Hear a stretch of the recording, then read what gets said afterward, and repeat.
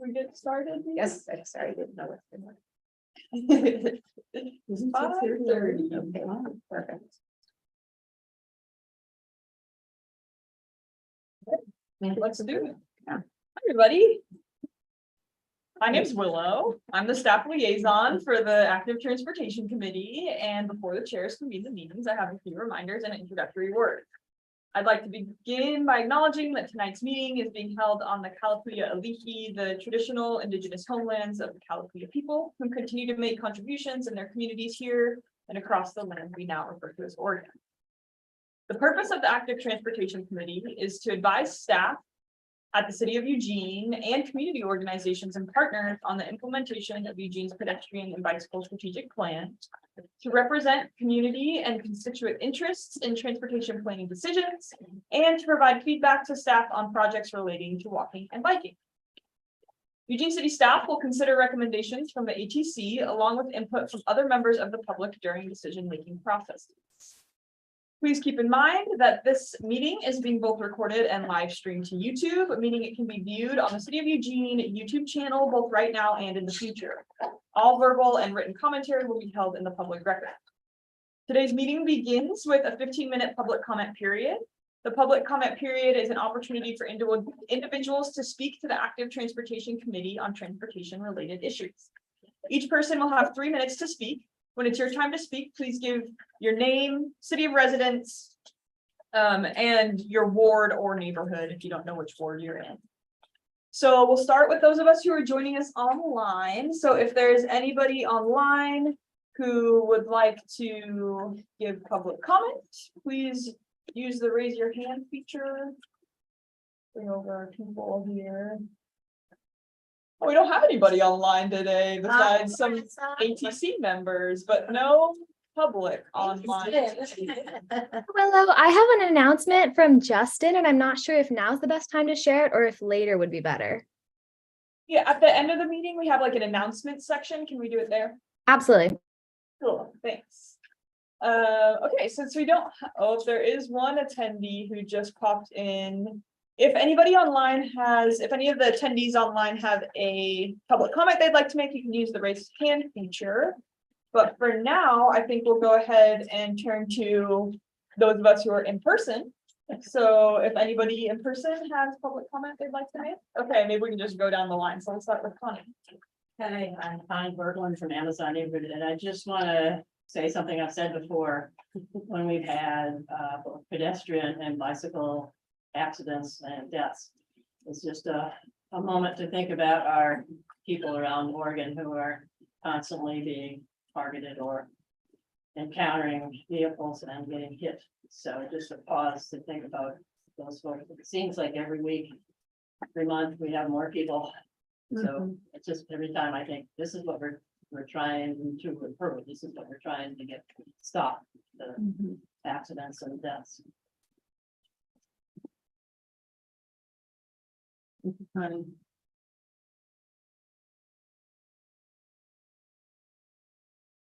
funny. I'm Will Phillips. I've got a home and a business in the North Witt. And I spend hours every day on the bike path. And my questions, I had heard rumors about making e-bikes illegal. But I wanted to, I'm curious if there's a distinction between the class 1 19-mile-an-hour e-bikes and the class 3 30-mile-an-hour e-bikes. And even non-e-bikes, people that just fly really fast, because I walk half the time and bike half the time. So I'm very aware of even just regular bikes just flying by too fast, too close.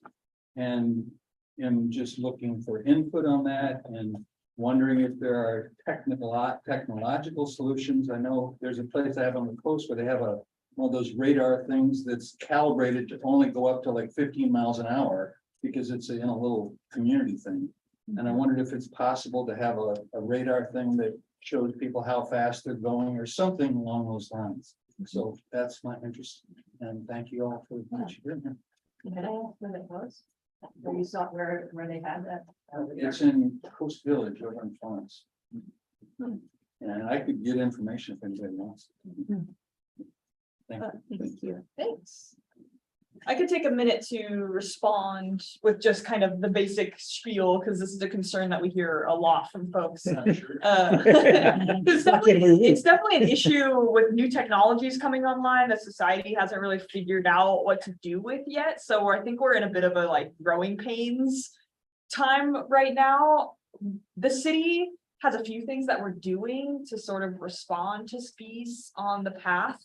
The first one is our path etiquette campaign. You maybe have seen some of those signs going up that are like, be slow or keep your dogs on a short leash, just trying to create a culture of like knowing how to use the paths properly. That obviously is just a very low hanging fruit first step.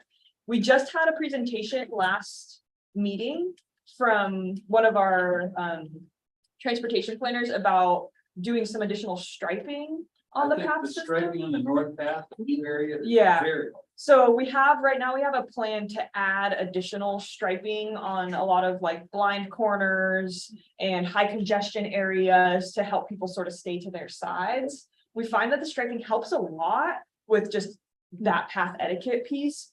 Now, speed wise, as far as I know, there's no talk about banning e-bikes.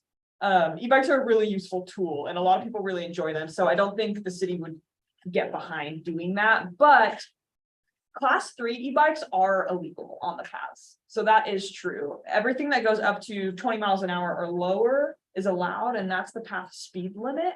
So if anyone's going over that, they are technically, breaking the law. Our enforcement pretty much doesn't exist though on the paths. And I think that's really where, like, there are laws in place to prevent that, but our team's just trying to figure out where do we go next with enforcement. Eugene Police Department is way, like overburdened already. So we're just sort of in that period, we're trying to figure out what to do. That's why I was just wondering, because I'm on it every day, I do understand that it can't really be enforced, but I thought if there were a technological. Yeah.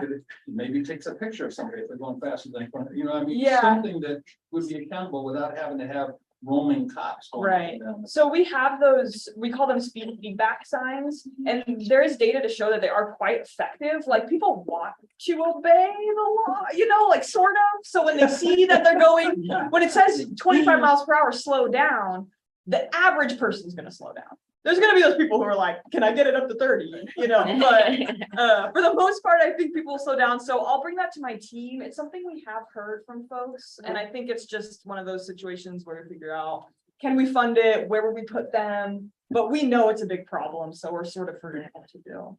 Yeah. Thanks for your comment. Okay, Alan. I would say something positive, because I know they would get a lot of complaints, but it was a few years ago that the Active Transportation Committee was trying to decide where to put some bond money, and the Infrastructure Committee really encouraged the repair of the Fern Ridge path that's kind of near, it's past Chamber, between like the Chambers and Garfield kind of area there. Go past that, where there's a curve and it was sloughing off into the creek. That's been fixed since earlier this summer, and every time I go across it, I'm just like, yay, this is like where our, bond money is going, and it just really makes that plus. So it's just a reminder that things happen. Thank you. Yay. Yeah, the city budget for path repair is pretty much non-existent, like in our line items. So our team has kind of decided that path repair will be a chunk of the bond each year to go to different areas of the path that have experienced like severe degradation. So we're kind of stopgapping our own funding issue with bond money. Okay, thanks everybody for public comment. Can I say one more thing? Yeah. I just rode from Springfield over here, and the little signs about, they're at a perfect height, and I think really accessible on the route through the park as you get up and over it. I think that they're great. I think it's obvious, it's clear, it's at a good place where it's not distracted. So I think at least in those ones I encountered along that route into town, it was really good. Okay, thanks. We're definitely planning to put more path etiquette signs out too. That was kind of our first round. But put these out there, see how it goes. We've had mostly positive feedback, so I think we're gonna do some additional signing at some point. Question clarification with that, will it also include etiquette for the e-scooters who don't say on your left and you just zoom by? I think that we have an etiquette sign that says like verbal passing or something like that. And then it says on your left, so that kind of applies to anyone who's on some kind of wheels. And that's obvious that we all need to be, Yeah, I think it shows a biker, so maybe we can look at the design and see if there might be a way to like make it clear that it's for for. all. That's a not good idea. Yeah, Skateboards, e-scooters. yeah. Mono thingies. Those one wheel Yeah. things that people ride really fast and look terrifying. Some of those one wheel things, They're they're very- so fast, I yeah. almost read that if a actually came in behind me, in between me going this way and someone coming this way on the turn, going, from Springfield, that's like, I actually screwed it. Well, sometimes they have full face helmets on and armor and stuff, and I'm like, that is just, I know. seems like you should not be on the path if you've got that much gear on. Oh, my God. Connie, can I ask you a question? When you meant the signs that coming into town, did you mean the ones that were like, more like lawn signs that were No, lower? these are the ones on a pole. Okay, And okay. they're really good height. So Yeah, I'm pedaling right. along and they're just perfect. They're a little bit up, but they're perfect, that I'd see them above another pedestrian or runner or something. Okay, and welcome to Lucy and Michelle are here too. It's nice to see your names. So our next order of business is to approve the September 2023 meeting summary notes. Were there any changes or additions before we move to approve those? Okay, do we have a motion to approve those? I moved it. A second, all those in favor of approving the September? Okay, Oh, wait, who motioned? I did. Sue motioned? And I second. Okay. okay. Thank you. And then we're going on to Lincoln Street Bikeway and two-way bikeway intersections. Review design options, discuss intersections, and Catherine is here from the city of Eugene. And Catherine, remember, also went with some of us on the, when we previewed Lincoln Street. So thanks for doing that, Catherine, and thanks for being here tonight. Yeah, no problem. Well, are you able to do the slideshow? I am, I'm just gonna get the screen shared. If you want to give like an introduction of yourself, and I'll get this stuff So going. I know a couple of you, not all of you, but my name is Catherine Rohan. I work as a transportation planner for the city of Eugene along with Willow. Within our team, I work with Reed Dunbar a lot on kind of the infrastructure side of planning. So the concrete and the things we actually build. And I've been with the city for about a year and a half, and you get a Catherine double feature today, because first I'm gonna talk about the Lincoln Street Bikeway project. And then I'm gonna talk about the Howard Avenue Safe Routes to School project. These projects are kind of in two different stages. Howard has entered the engineering phase, just the very start of the engineering phase, whereas Lincoln is still very much in the planning, public engagement phase. So I expect we'll have kind of different reactions to those, and that's great. And we'll start with Lincoln, which I think you guys might be a little more interested in. And I did meet with both Mary Sue, and I can't see your name tag, Andrea, and we did a walkthrough. But these slides are taken.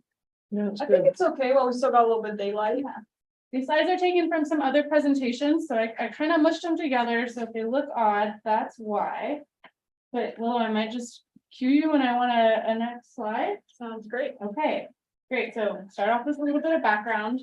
So back in 2018, the city applied for a federal grant to create a two-way, all ages and abilities bike facility on Lincoln Street between 13th and 5th. We got the grant, super exciting. We've been sitting on it for a while now. Let's try to build something. But you may be asking, well, why a two-way bike facility? Why on Lincoln? What's up with that? Well, as those of you who bike know, this part of Lincoln between 13th and 5th connects a couple key bikeways, 13th, 8th, and then 5th. We're also on the western edge of downtown here. So there's a lot of places people want to get to when we're talking about this. Additionally, there's kind of some unused space on Lincoln. So there's a real opportunity to rethink how we use that space to better align with city goals. And unused might not be the right word, maybe it's underused. There might be a better way to use it. Okay, thanks, Willow. So I imagine you guys are somewhat familiar with all ages and abilities bike facilities. But just to emphasize what that is, an all ages and abilities bike facility is bicycle infrastructure that can be used safely and comfortably by everyone. So that's the middle schooler gonna get a Slurpee at the 7-Eleven after school. It's the retired teacher going to the coffee shop to read the book. It's everyone in this room. So that's really who we're designing this project for. Okay, so right now in our project area, 13th to 5th, there's two distinct segments of Lincoln, both of which are on this slide. So the portion of Lincoln between 11th and 5th, that top portion, has two northbound vehicle travel lanes, the green cars, green for go, west side parking lane, the purple cars are parked, and then a northbound bike lane on the east side. And the two block portion of Lincoln between 11th and 13th, so the southern end of our project is pretty different, right? We have one northbound vehicle travel lane, one southbound vehicle travel lane, and then on-street parking on both sides and no dedicated bicycle space. So just some overview here. Maybe we leave this up for just a second. It's kind of strange the way Lincoln shifts here. And that shift happens at 11.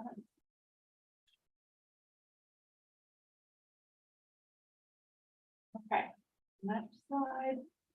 So we looked at the diagrams, but there's a couple other aspects of Lincoln that I think are important to note. The first of which is that Lincoln is part of a downtown grid. So we're focusing on Lincoln right now, but our downtown is a grid, so it provides a lot of redundancy, a lot of different ways to get from A to B. So just the broader context here. Two, along Lincoln, there's a mix of residences, businesses, and social services. So people are trying to get to destinations on Lincoln, as well as using Lincoln to get to points further away.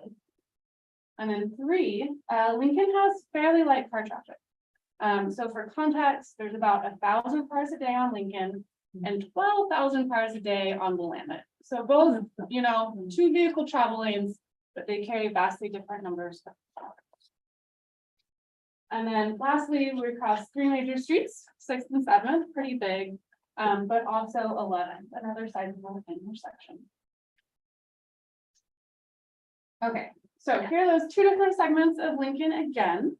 And starting at, so we're gonna kind of get into the design portion of this now. So starting at the top, that 11th to 5th section, there's really only one design option being proposed.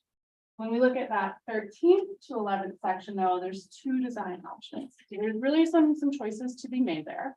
And we'll go over each of the designs for each of these segments next. Okay, so we'll start with that 11th to 5th segment where there's really only one suggested design.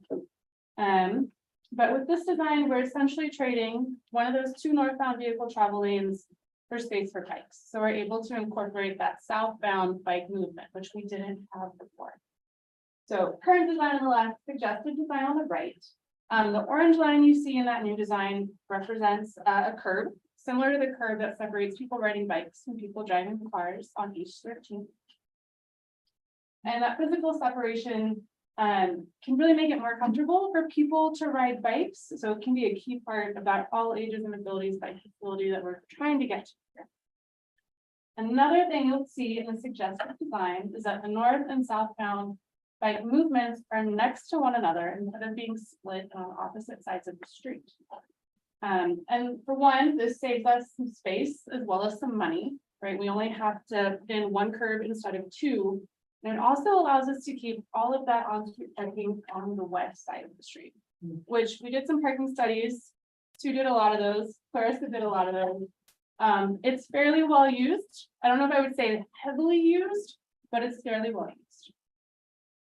You can also see that the suggested design, that one on the right, keeps the bikeway on the east side of the street. And for one, that makes access to downtown a little easier, right? Because people are trying to go west. But it also keeps people on bikes to the right of people driving cars, which is where car drivers tend to expect bicyclists to be. So there's some safety benefits from that. Maybe we just pause here for another second as well, Willow. And I should say this blue line is just a painted white line in reality. That's what's out there now.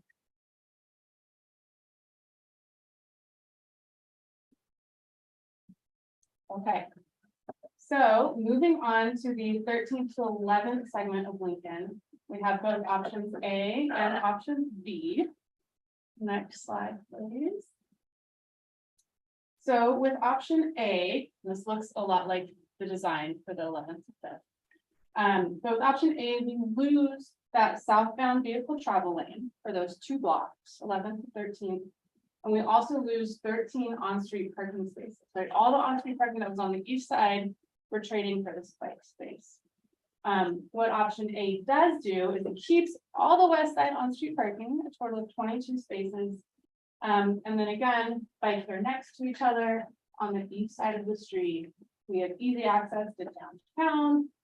People biking are physically protected.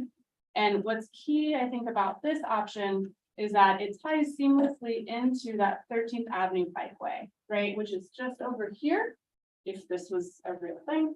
So you would come up along 13th and just be able to turn right into Lincoln, whether you're going north, south, east, west on 13th.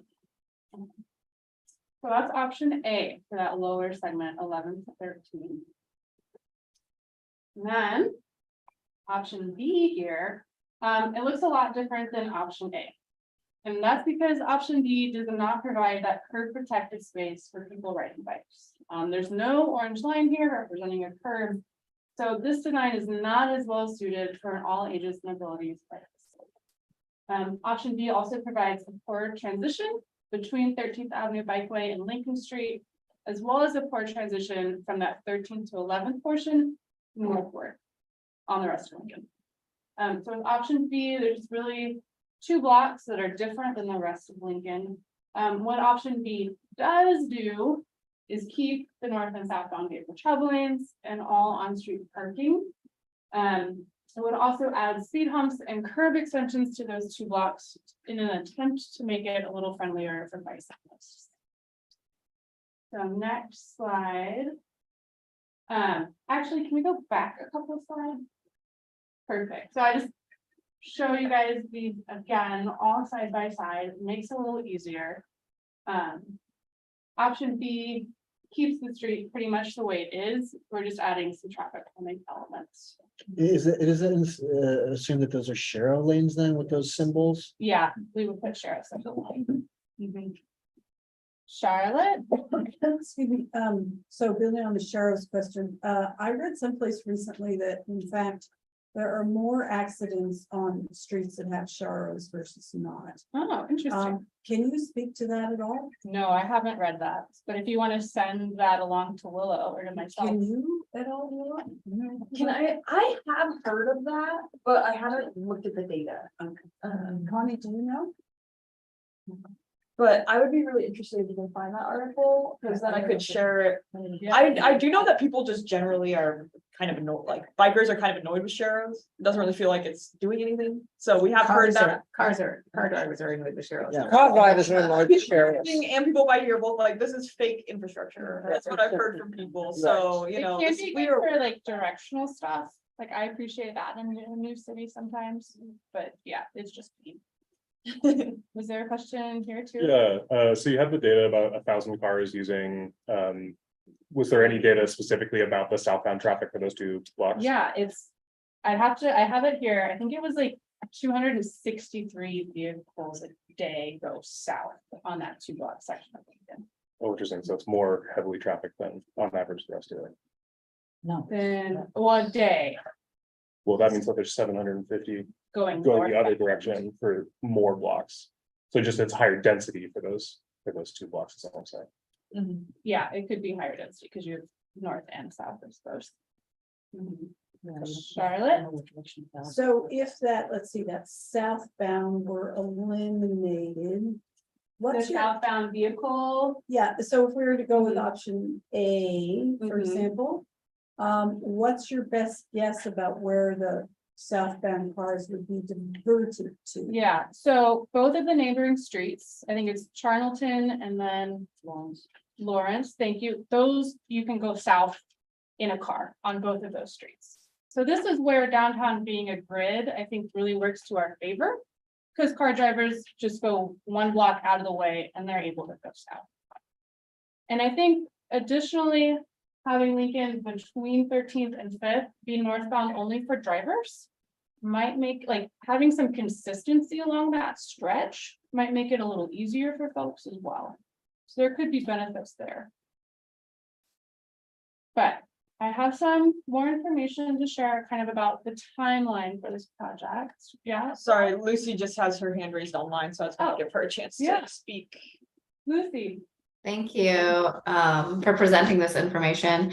I just had a question about the width of the two directional bike lane. Did you give information on that or? What Haven't is shared the- that information yet. So with option A, I think we get about 14 feet on the inside, which is comparable to areas of 13th. It might have to narrow a little bit at some of the intersections, but I would say between 12 and 14. Okay, and will there be a divider between the two directions for the cycling lanes?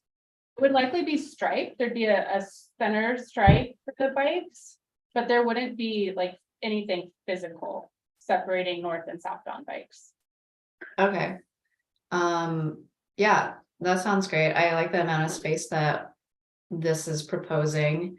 And I think personally, I prefer just a one directional bike lane, but I'll take the extra space as a rider. So that's my input. Thank you.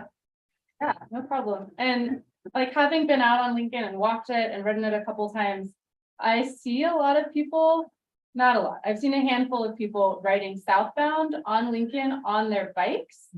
So I think it is a movement people want to make. And if we can legitimize that, then all the better. Catherine, I'm really confused how option B is even like on the table. Option It just seems like a B- no-brainer that Yeah. option A would fulfill the purpose of what the bond money was set aside for. Yeah, I agree with you. I think option A makes a lot of sense for continuity and providing that all ages and abilities bike facility. But we kind of have to go out to the community and hear what they have to say as well. Because there are some businesses along those two blocks that would really like to see all of the on-street parking preserved. That's pretty much what option B is answering, right? Is that concern? Yeah. Yeah, Although there still is parking on the west side street. correct. Yeah. And there's a paid lot by just south of a municipal court that's on 11 as well. There's on surface parking. Catherine, we're all jumping in and I don't know if you would rather finish your presentation before you have more questions or. I think a little bit more of this, but then I do have some questions for you. So Willow, how are we on time on this guy? We have until 6:20, Oh, so we have 20 more okay, minutes. Okay. I see a Okay. question over here, or, Oh, yeah, let's go over here and then we'll go to Lucy. I just, on the option B, I remember when they were doing Willamette Street, and they were talking about putting curb extensions, that they thought it really bike friendly. But I've not found it as a bicyclist bike friendly to have those curb extensions, so. Is there research? I mean, I don't know who's saying that that's really bike friendly, because that hasn't been my experience. I think it depends on the speed of the street and like where the curbs are positioned, because if they just come out to the edge of the parking lane, right, you as a bicyclist ideally aren't riding in the parking lane. So, But you are because of Going the up sheriff. Willamette, I'd be trying to stay away from the cars, and then I see a curb extension, and I have to go out into the car Yeah. to get around it. I Yeah. just don't see how that's bike friendly. Aren't We those can- for pedestrians though? The curb curb extensions? extensions are often, they do a number of things. They tend to slow down drivers who are turning. They make the crossing distance across an intersection shorter for pedestrians as well. But I think we could maybe take another look at the design if we end up putting curb extensions to ensure that they're more bike friendly. Because that's a good feedback. Okay, let's go to Lucy and then Julie. Yeah, as mentioned between option A and option B, it seems like a drastic difference. Has there been any thought to just having a one directional bike lane as like option B or option C? Instead of just sharrows? So I don't think that that's been on the table, and I think that's in part because the grant back from 2018 specifically mentioned two-way for bikes. Okay. Yeah, Is the feedback that you're gonna get from the community, is that going to weigh in whether or not you put in any infrastructure at all? Like, could they vote no? Or there's definitely funding going towards this project? definitely funding. There's definitely Okay. something that's gonna be built. It's just a matter of what that looks like, what the final design is. So that's a good question. Yeah, I was just thinking, you know, if the amount of space or the entire lane is not on the table for the whole community, maybe we could just add a little bit of a bike lane to the street. That's more than a share road. That's just my 2 cents. Like something in between. Yeah, yeah. I But think it'd be worth sketching something like that out. It's a good idea. thanks. Julie? So obviously you're not at the stage yet where you're really having those conversations with the business owners, because it seems to me it's those business owners between 11th and 13th who are on the east side of the street. I happen to know one of them, and she's not happy. I've spoken with a couple of them, so we may have spoken with the same woman. It's Yeah. it's a difficult situation. And this person has a medical business. Huh. So she feels that it really is an imposition for her clients who may be ill to have to cross a street or walk a half a block. So what I wondered was, when the city does this outreach, and, I ran into this a lot when the MX was being built, is that the outreach tends to be sort of blanket rather than a one-on-one, very slow conversation with the person to find out exactly what it is that is preventing, what they're looking at. Because I wonder if there aren't sometimes solutions, and whether the city would help with that. If you have one business who really does need a parking space, would the city waive fees to allow that business to pave a driveway and make an on-site space? Is there a way that the city, that you could, because sometimes it just seems like you have a couple people, and we've run into this before. We ran into it on Pearl, we ran into it while we're having a shared one on Pearl instead of one on Pearl and one on High. Is one business gets really shirty and doesn't like it, and it stops the whole project. I'm just wondering, about the outreach and whether it could be more personal and slower and, So that actually leads well into kind of the next few slides here, which is outreach so far. Willow, we can move us forward. But I've spoken to the hair salon that's opposite the court. I've spoken to the court administrators, and the woman who's the MD at the medical practice, we're thinking of the same woman, was at the last in-person meeting we held. And what's interesting is those buildings are in an exclusion zone, so they don't have to have on-street parking. Most of them do have driveways. The hair salon has space for 4 cars. I believe the medical practice has space for 2 cars. And yeah, their concern is that their customers can't get to them, especially if they have some mobility needs. And I think when having those conversations, it's, critical to ask, you have parking right in front of your, like, it gets no better. That's prime parking. That's true. But if I go to Target, I can't even park that close to the Target entrance. So it's also, what's acceptable as well. Because yeah, you want those prime parking spaces. Those are fantastic. But we don't often get exactly what we want. We get what a lot of times is more acceptable. But to your point, so far, there's been 4 community meetings, 2 in person, 2 online. And these first community meetings were really targeted towards neighbors along the corridor. So there were mailers that were sent out along Lincoln from 5th to 11th, and then a block east and west. Targeting those neighbors, hoping to get their input a little earlier on than the general public. Those meetings were very sparsely attended, which was kind of a bummer. And you'll see kind of here what's been happening. So I would love to get your input on how we might push this next round of engagement, which Willow can go to the next slide.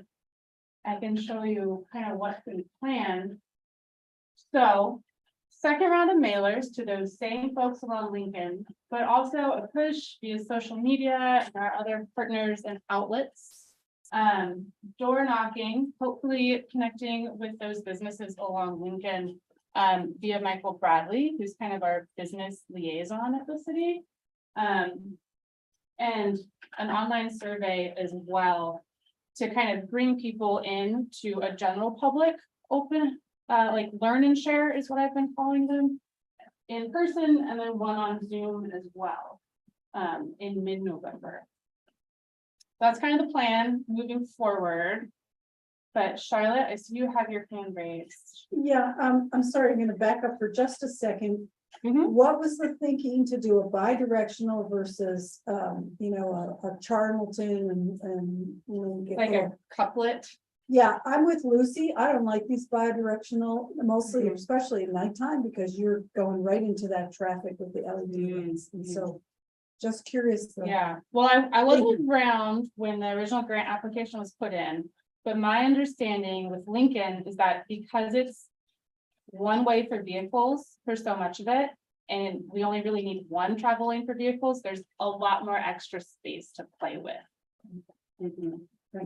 And my understanding too was that it was connecting then to the 13th Street, right? Like That's that was the true. thing, like to make that seamless. Other channels of you too. Question over here. Yeah, I just want to give a little historical perspective.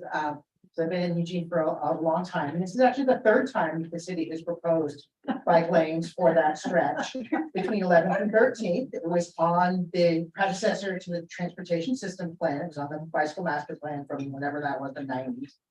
To have bike lanes on Lincoln Street.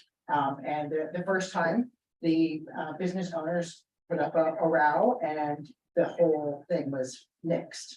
And then the second time that was proposed bike lane, the one-way bike lane, it was headed northbound. There was approval to get the lane from 11th down to 5th, but the business owners didn't like this stretch from 11th to 13th to have bike lanes. So just to say, history repeats itself, and the deference in the past has been to business owners when they don't like acting. That's good context. Thank you for sharing. So hopefully third time's the charm. We'll see. Sue? Yeah, I would just say, following up on what Julie said, I can think of at least two situations where they have in a situation where somebody said their parking was essential. We've actually carved into the. That's why I was wondering into if the city curb, could help. Yeah, Like the parking pecan- days? Yeah, like a there's one on parking bay. 24th Where they saved a couple of parking. With a spaces on- disabled sign or on the something north on it, side. you know. And that happened, I believe, on Willamette Street too. There were some apartments that, so, you know, you say you lost some tree lawn there, but, you know, they got a couple of spaces of parking, and I don't know who paid for that or whatever, but. City. Yeah. Yeah. But at any rate, But it's worth it. there has been a history, and I guess that kind of leads to a question that we had when we did the walkthrough, is like, whose decision is it ultimately? I mean, who decides how much pushback is too much? You know, you said yourself in terms of promoting this bikeway, it's kind of a slam dunk for the option with the bikeway. Who ultimately decides? I think ultimately it's staff's decision, but it's also our But we're in staff. responsibility. Where and stuff. So hopefully above me. Yeah. It's probably Ron Jennifer and the Public Works Director are usually, when things escalate high enough, those are kind of the two top people in Public Works, and they ultimately are often like, this is what we're gonna do. And for the ATC members, we have, Sue and I were talking with Willow about this at our planning meeting, and we talked about having a bigger discussion on who gets to decide, you know, why do the businesses have so much power? So that is on our future agenda item, so we can delve into it a little bit more. You should invite me to that meeting. Yeah, I would love to come. yeah. Yeah, and just for clarification, so Jennifer is Jennifer Willer, who is. Jennifer Willer is the head engineer of Public Works Engineering. She's like the top person in Public Works Engineering. Okay. And then we have a vacancy as the Public Works like head of Public Works is currently vacant, but it was Matt Rodriguez previously.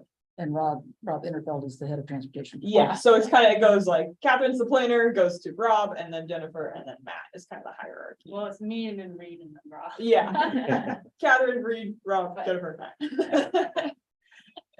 Did you have a question? I just Danielle? think it's really important to also understand the bigger context that Eugene is on the brink of this amazing downtown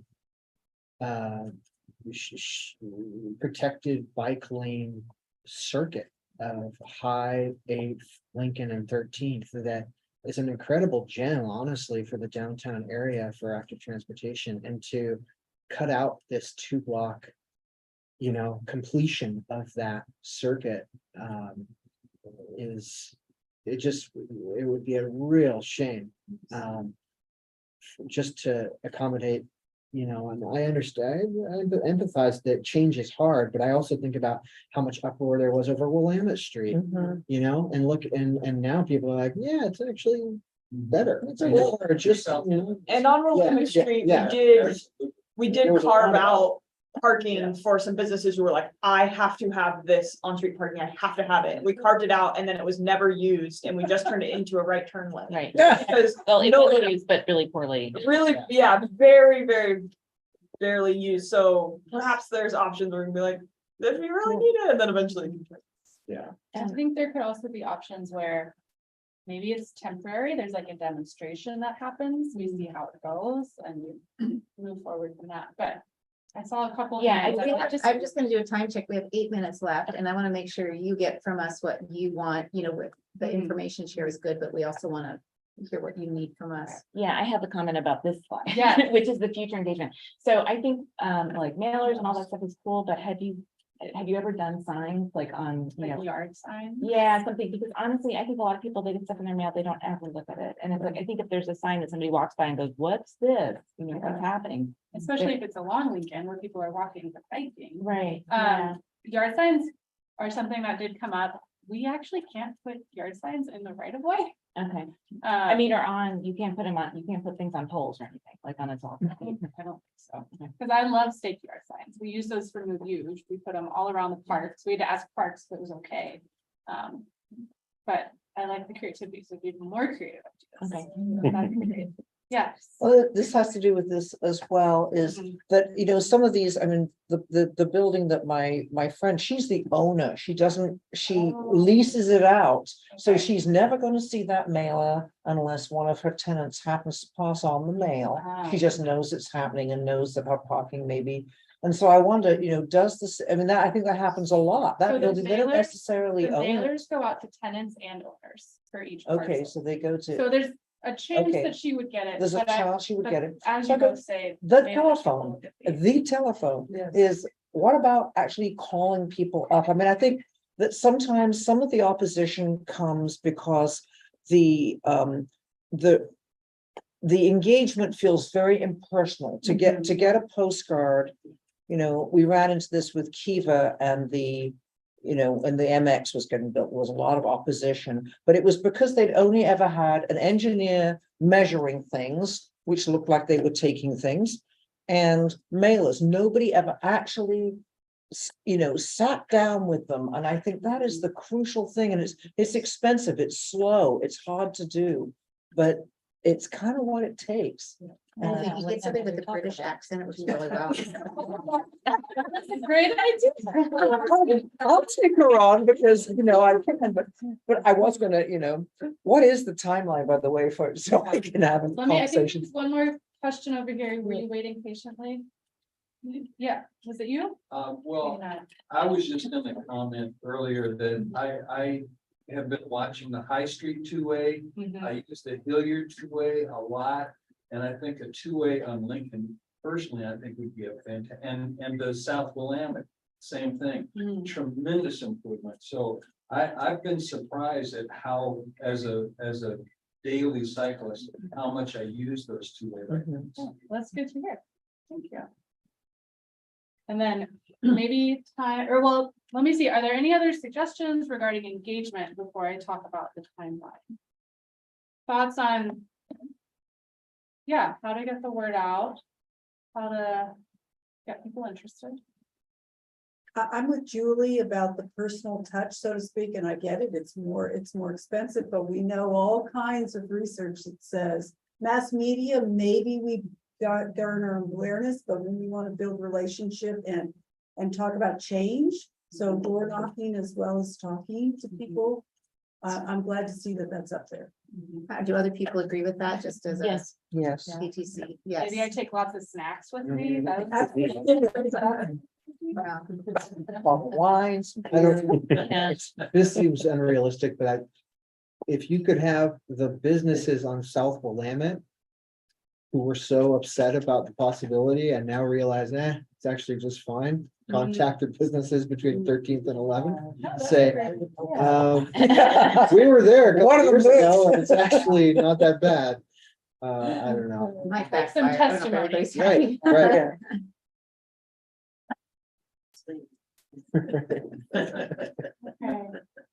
Will, you wanna bump me to the next slide, please? Yeah.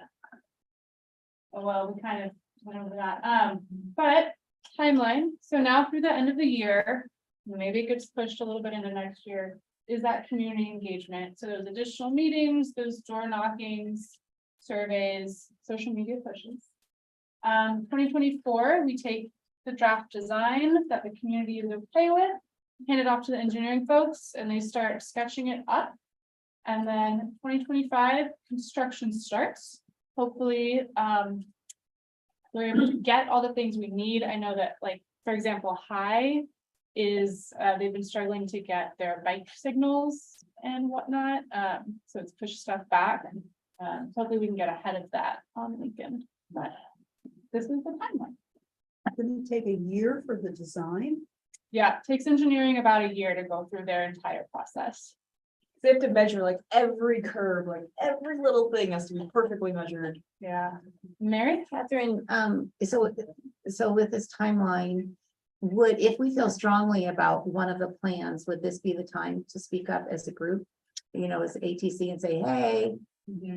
I think it might, let me do a bit more work and maybe work with Willow as well as to like when ideal timing for ATC. Because we would really want to weigh in, you Yeah. know, at a time that it might make a difference. I Yeah. appreciate that. Uh-huh. I think this might be my last slide on this project. Is that right, Willow? Yeah. Yeah. So anything about this I didn't cover or that you would like more information on that I can come back to you with? Just the one other thing that when we were walking through it, we all agreed that it's outside the scope of your project, but getting from eastbound 13th onto Lincoln Street or onto the Right. 13th. It's a little bit frightening. Is problematic, so, That's right, we did talk yeah, about that. we're interested in that issue. Yeah. So, And then, yeah. When I first came. to yeah, I think you're UG, coming from The- fairgrounds. The whole bike route, the Ruth Baskin bike path was all done, except for the Marist High School. Because Marist was objecting so strongly to having the path go behind their school. So similarly, I mean, they finally gave in. And again, it's like when you got people going by, it actually makes it safer to have people going by. So I just would like to put that as a little positive momentum to that idea of going from 13th straight up Lincoln. I think that that's the same kind of like last little link that if you connect that, people are gonna be happy with it. Yeah, I think it would I feel would- very I would call strange. time on, Yeah. on input And then it now. could take it to the state legislature and to the governor before they. But you might be able to catch Catherine if you have more input. And it might make sense for us to come back either in November or December with more. how it's going. Yeah. Yeah. So we're gonna shift gears, but I think we should take a 30-second stretch because it's like, you know. And to end on a positive note, everyone I've talked to about Lincoln outside of the business owners has been in favor of having that two-way bikeway complete on the east side, all the way from 13th to 5th. Yeah. So. Thank you. If Thank Lucy you. were here, we would have her lead us in a yoga stretch.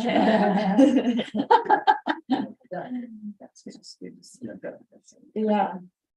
Do you want to be led in or you? Yes, would you do that?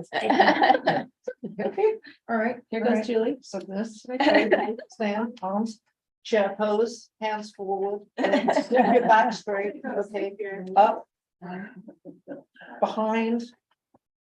Raise your arms as high as you can comfortably without making your shoulders pop out.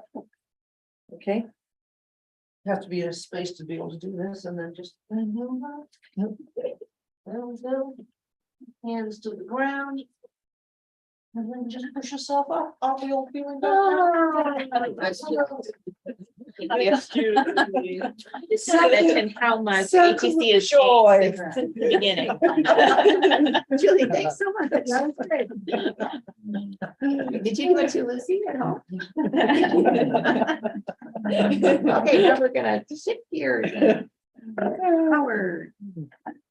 And then I asked Catherine what Howard Avenue Safety Project 30s means. And she said that means they're in the 30th percentile. 30% design set. Design. So Oh, when I said previously that engineering takes about a year, in that year, they go through what we call a 30, 60, 90 Yes. design review, and like, as the numbers go up, you get closer to that 100% buildable plan set. So these are the 30s for Howard, which had a lot of comments on them.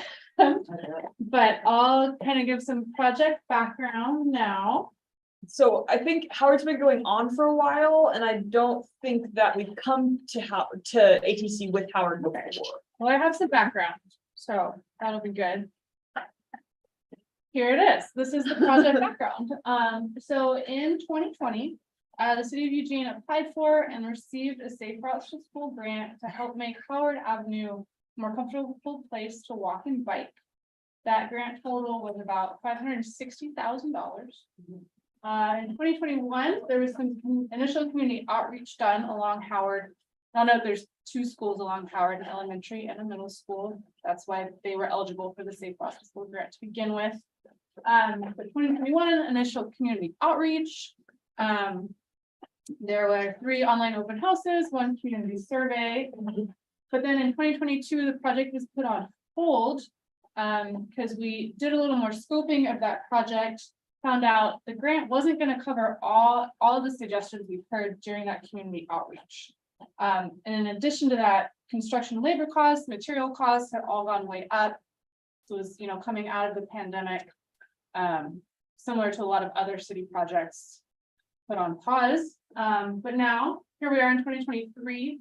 Project is once again moving forward, which is very exciting. We've identified some additional funds that are going to be coming from the SDC system development charges, that pot of money, to fill out the rest of the Howard improvements. Next slide. So you can't tell from here, but Howard Avenue is up in the River Road area. It's on the west side of River Road. And this is an aerial photo of it. So North Park is on the right here. And River Road, sorry, that's the left. River Road is on the right here.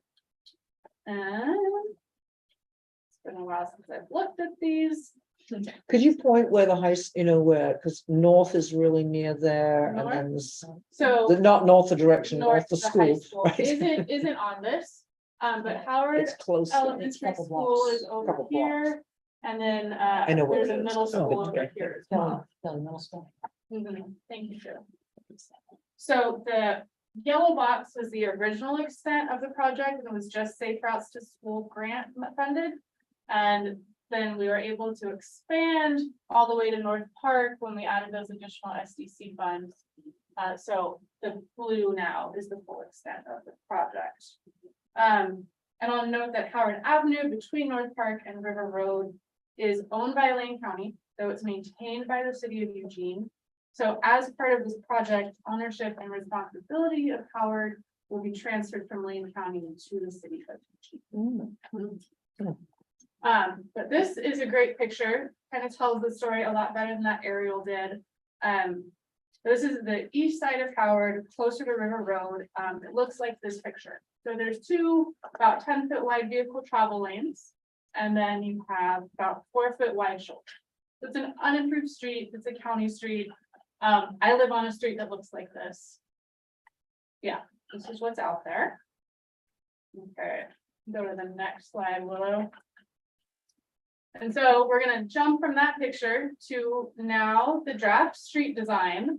There's a lot up on this slide, and I'm gonna go through each of these elements separately. So we start on the left side of the screen here, and that's the north side of the street, part that's not adjacent to the schools. We have 2 feet of paved shoulder, and that extra 2 feet kind of helps expand the life of the roadway. The shoulders at the edge will kind of tend to ravel a little bit, so this extends that. And then we have 2 standard vehicle travel lanes, keeping those a foot in between. This would actually be yellow. Next, there's a standard 1-foot painted buffer that's between the vehicle travel lane and any kind of curbs, which is what this is. This is a curb protected space for people that are walking and biking on that south side of Howard that's adjacent to the school. So this is where the design is now. This is the design that's in that 30% plans that I showed you. But this space is where ideally kids going to and from school can walk and bike, be protected from traffic. This current design is about 35.5 feet of pavement. The current paved width of Howard is about 30 feet. So we are having to add some pavement here. Which I learned a lot about, and I think there's a slide about it later. Let's go back a little bit. I will say that this design transitions as we get closer to River Road. River Road does have sidewalks, and so there's about, I think, a half block where this shared use path will transition up to a wide sidewalk, and then you get to the curbs at River Road, and it feels a little more natural. Now we can go to the next slide. This was kind of the design inspiration, and it gives you a better feel for what's going to be out there. So this is in Portland. Catherine, you maybe want to grab the lights behind you just for these photos, because they're a little bit hard to see. Yeah, okay. Thanks, Willow.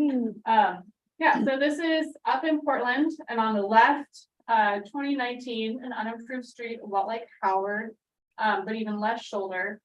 And then 2021, down here on the bottom right of the screen, you can see they put in a protected walking space. So it's curb protected, but it's not full curb gutter sidewalk. And then if you look even further back, you can see there's also speed cushions, which are planned for Howard as well. I think there's a few more photos. Yeah, thanks, Willow. So here's that curb protected space again. This Portland example is a little narrower than what's proposed for Howard.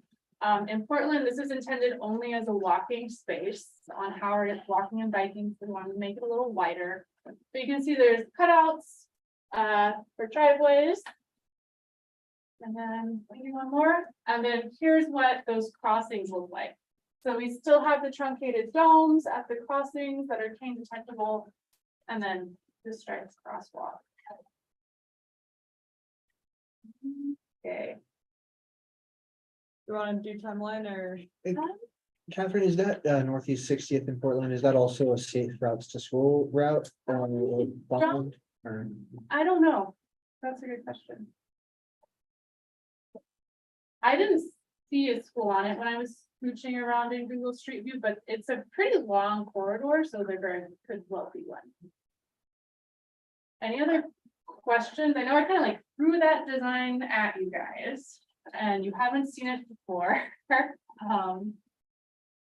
And this is, I think, interesting. It's kind of the first time we're trying out something like this on an unimproved street like Howard. Full curb gutter sidewalk is really expensive. And I think this is kind of an alternate design. And maybe more in line with the character of some of those neighborhoods. Some people who live up there really like that there aren't curbs and it doesn't feel as much like a traditional city street. So I'm excited to see how it goes. People have been pretty excited about this, particularly the school community. I think it's been a long time coming. Since I talked with Yes. What are the implications for, I mean, I'm just thinking about what the last presentation and it was all focused on the business owners. What are the implications for the homeowners along Howard and I noticed, and this is true a lot of River Road and those unimproved streets that they have these old growth trees. And so I'm assuming that there's gonna be quite a few where you're gonna have to be cutting down or. So what's interesting on Howard is, and actually, can we go back to that aerial photo? Willow? Yes, so all of the utility poles along Howard are on the north side of the street. And most of the big trees are also on the north side of the street. So we don't want to have to touch any of those. And luckily, we don't have to. Because there's enough right of way on the south side that we're able to add all of the pavement there. And I think there's definitely 2 trees that we're gonna have to sacrifice for this protected walking biking space. And a couple shrubs. But we won't have to purchase any right of way, so that's a little easier. There are still one-on-one conversations with property owners, like, can we find a place to like move your prized rows somewhere else? Kind of conversations, like, we'll put your fence back wherever you want it. Because sometimes those fences are actually in the public right of way. But yeah, there's not as much overlap with trees, which is good. That's great news. Question here? 2 things. I was curious about, sightlines with driveways and sort of how that's gonna be figured out. I mean, to make sure that there's good sight, you know, like that's. There's, I mean, right away that the bikes, I mean, that people will be able to tell when they're pulling out the driveway. And then the other question was, it's kind of a long corridor. And so are there gonna be a couple crosswalks there that are gonna be protected so that students can cross to get there from the north side? So I guess to your first question, sightlines around driveways. I don't know. Yeah, That's, I that's know not something we, you guys can really control. yeah, I know we look at sightlines at like the intersections with streets. And how far back we need to pull those protections and where we want to have the yellow truncated domes to indicate to people to wait. Sometimes the sightline question is also like, can we get the tree people out there to go trim these trees? Kind of things. But especially when you have, you know, middle schoolers who are a little shorter. I think it becomes. That's my important. concern, yeah. And then your second question was about Crosswalk, yeah, because it's a long corridor. It seems like there's gonna be people on the north side of Howard that are gonna wanna be able to access and get there, right? So how do they do that safely? So right now, the only planned additional marked crosswalk, because there's a couple over here closer to the school. Is that, I believe this is Santa Rosa right here, which is the first street that cuts through, right? Between here and here, you can't get south. So planned marked crosswalk there. We'd also like to put an additional street light there, because the current street light would not align with where the crosswalk is. So those are in the plans. But there are several existing crosswalks. Okay, got it. Yeah, closer to the school. Okay. And we've got about 2 more minutes for this, so we can keep comments or questions kind of short. Yeah, Sue. This is probably premature to ask, but somebody at the River Road thing that we went to, the little thing in the park. Mentioned it and I noticed it both in your photos and when I went out there myself. There are always trash bins at the street. And when I look at it, I don't know where they're supposed to put their trash bins, frankly, because the street is right there. The trash hauler has to grab it. And there's, you know, so, but yeah, there are, in all of your photos, there were these big trash bins sitting right in the middle of where the In the path would Portland be. photos, and I was able to talk with the project manager from PBOT, Portland Bureau of Transportation, about, well, how did you do this? What would you do differently? And trash cans was one of the things, and I think there's like a education piece to that with the neighbors, maybe more door knocking, like, hey, but we're also looking to carve out space around the driveways and pulling back the concrete. And then maybe a stencil on the ground that just has like a circle with trash can in it, to try to let people know, you know, this is a great place to put your trash. But it's not like, it's not gonna be perfect. But I think it will be better than what's out there.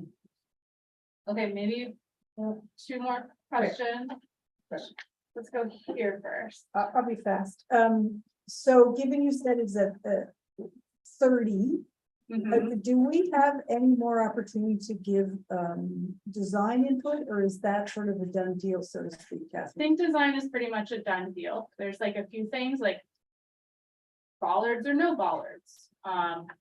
Are the signs on the near side or the far side for like two-way bike traffic? So smaller things like that, I think are still on the table, but largely the design is pretty set. Thank you. And then last question, Do you know what the average daily traffic is for Helen? I can look at it. I know it's very fast, which is why there's speed cushions. Not the going speed, in. but the Volume. number of cars. Yeah. No, when we do speed, we also do volume. Okay. I have the numbers, but not on. Okay. Yeah. And I'm hopeful, what I've heard anecdotally from neighbors is that people use Howard as a cut through instead of going north to Maxwell. So if there's speed cushions on there, hopefully that drops it too. But can we go to a couple more slides below and then I promise I'll be done. Oh. Some timelines. So right now, we're in engineering through the end of next year. Project goes to bid, hopefully in the spring, and gets built before school is in session for 2024. Okay, one more slide. This is what I learned so much about on Howard. So because we're adding pavement, we have to mitigate stormwater, Yes. which is very expensive, which was not rolled into the original grant scope. So it's not only, you know, what type of mitigation is appropriate, it's also, is there right of way for it, right? If we're using that right of way for path, does that mean we don't have space to put the stormwater stuff, so then we can't build anything? And then how much will it cost to install? How much will it cost to maintain? Biofuels are really nice until people drive over them, then they don't work.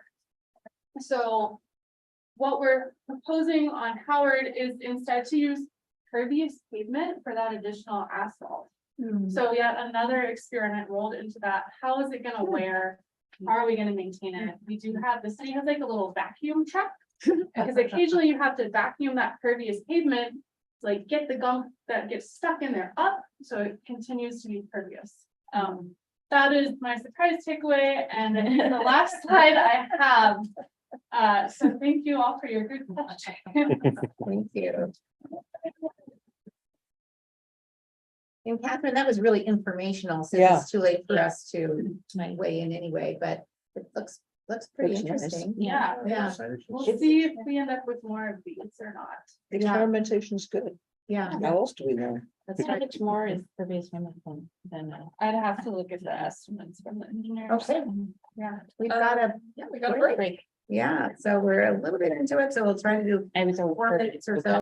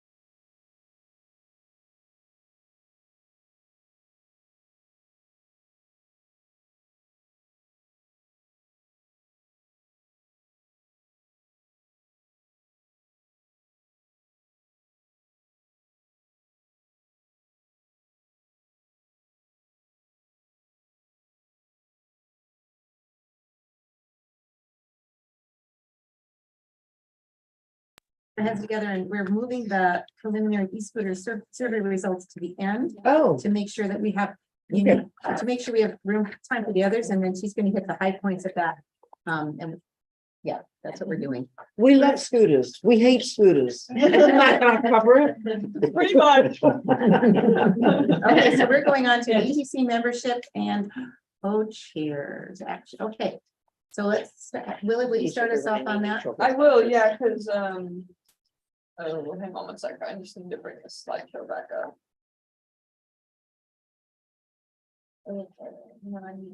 Okay, that's sharing. I think the people online can see the ATC membership and co-chairs. That memberships. Membership. Okay, so we have. I think most of us are here, so I think the first thing, oh geez, I'm just doing such a bad job with this technology right now. The first thing I want to talk about was the terms. I've heard from a handful of people who is staying, who is terming off. Andrea and Julie are both terming off after 4 years on the ATC, which is sad, but we'll have a little celebration. And then I've also heard from Clarissa, who's terming off or she's leaving because she's graduating. So she's not going to be continuing on the committee.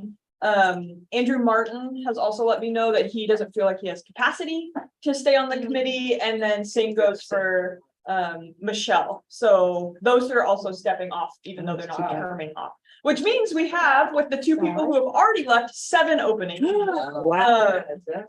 for the ATC. So if anybody's just thinking about saying they don't want to continue, it'd be really great if you stayed, because 7 openings is already a lot. 8 openings, 9 openings would get us into kind of like yeah, some serious turnover. So hopefully everybody else is thinking of staying. If No pressure. stepping off, if you could let me know right now, that would be In really front of helpful. everyone. Shame you if we Well, what it would take to make you stay. yeah. What are the bribe? If you don't feel comfortable telling me right now, please email me. That's also totally fine. Just send me an email and be like, so sorry, Willow, but I also need to step off. Everybody has their reasons. They're all perfectly acceptable. But we basically have a big campaign we need to run to get new members. Last year, we only had to replace 4 members, and this year we're replacing 7. Hopefully that's it, but potentially more. We've had a lot of applicants though in the last We couple had of years. 20 applicants last year for the 4 spaces. Yeah. So I'm hoping that we'll get a similar number of people applying, but if you know folks who are interested in joining the committee, and you want to encourage them to apply, the application is live. It's on the website right now. If they just type in Active Transportation Committee Eugene on Google and hit enter, it's the first link that comes up. It's also on our social media. It's also in Motion. I'm going to be sending it to like every partner organization I can think of for them to share it. Can you go back to the 14 that didn't make it this year? I did. I emailed all of Oh, them okay. already and I was like, hey, if you want to reapply, just let me know and I can kind of roll over your application, or you can. Yeah. Because If they wouldn't have to rewrite the whole. Yeah, I was like, or if you do want to rewrite it because you feel like you want to update it, I can send you last year's application so you can see what you wrote. So I kind of offered that to them. Because we only had 4 spaces and a lot of great applicants last year. So that's the story there. Continuing that story up here, it also says and co-chairs. Mary is going to be stepping down as co-chair, not because she doesn't want to continue, but because both Sue and Mary are going to term off next year.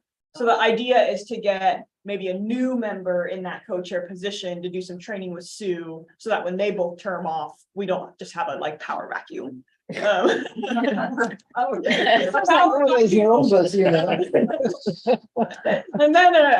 who knows what can happen? Anarchy. Yeah. So let me go to our bylaws so that I can kind of share with you what that means. Sorry, that's so small. You want me to get the lights down? Yeah, if you would. So the first part, the section 5, I just put on there so we could like clarify, but basically the ATC consists of a chair and vice chair, or alternatively 2 co-chairs. That's how we've been operating lately, where the 2 co-chairs have equal duty and they sort of pass it back and forth every other meeting. In the past, we've also just had a chair and vice chair where the chair runs the meetings every time and the vice chair is kind of their backup. So moving forward, I think the co-chair thing has been working pretty well. It sounds to me like we want to sort of keep that going. So Sue would have a co-chair and her co-chair would sort of take over as chair and maybe get a new co-chair the following year. The section 6 election of officers basically says that at the last regular meeting held during the calendar year, so that would be our December meeting, or as needed to fill vacancies, we could look into doing this in November if we wanted to. That's when we'll do like our vote for who the new co-chair is. And I think the way it works is that nominations are taken from the floor. So people can nominate folks who they think should be co-chair, and then we basically just vote on who we think should be the co-chair. That's the way that it says we should do it in the bylaws. We could also kind of do it in a unanimous way where someone could volunteer to be co-chair. We could talk about it and all agree that that person should be co-chair is an alternative that I think would be perfectly acceptable based on our sort of consensus model that we use in ATC. I do believe that those who are terming off or stepping down are involved in this process. So even though you're going to be leaving, you get to sort of help us choose who the new co-chair is going to be. So in our last meetings would be December, correct? Mhm. Okay, got it. And that's kind of the story there. So if anyone's thinking that maybe they'd want to take on co-chair role, let that sort of percolate in your mind. And Sue's great to work with. yeah, to say. And Mary will be involved in your training. Yeah. She knows what she's doing Anywhere, much better than I do, so. and we get to have a co-chair and Willow meeting every month, so that's always kind of fun. We go out to coffee and talk about the next meeting. So anything else we want to discuss with that, Mary? I don't think so. Or any questions or thoughts or anything from folks? You want the lights back on? Sure. Thanks. And since I'm also, we just mentioned this, so I'm the BPAC liaison right now, so somebody else would also, if you're interested in that, it's great. It's great to join Keith and his friends. Like it's every other month too, and on Zoom, they're still doing like, you guys are doing hybrid meetings probably for a while. Yeah. So in addition to thinking, maybe I want to be co-chair, you could also think, maybe I want to be the BPAC liaison. Yeah. So we need to make sure we get that on the agenda for replacing that too in December or November. We do it. Yeah. So this is a lot to ask somebody who might be one of the 7 newbies. But if we don't have somebody step up and say, sure, I want to be co-chair, can we roll it over to January and open it up again to new blood and new energy and that sort of thing? As a backup? I would think so. Is there anything that's in I the don't bylaws see that- why not. If we had some super gung ho person who was new and that felt realistic. Yeah, okay. I don't think there's anything preventing that from being the case, but I would be surprised if. Yeah, That'd of be course, great. it's a lot for. a new It's a big person. learning curve. Yeah. Well, and also I would, with Alan as our example, which I encourage you guys to follow after you've been off for 1 year, you can reapply. Yeah. So do we Yeah. have anybody Alex, who was on? if you Yeah. wanna- We'll take Alan. Then you can work for like Yeah. consecutive Yeah. full term. We'll take Alan, or I don't know if there was anybody. Tony hasn't been on it for a while. I can't be on it because I don't have email on the computer. Oh, you Luddite, you, that's clever.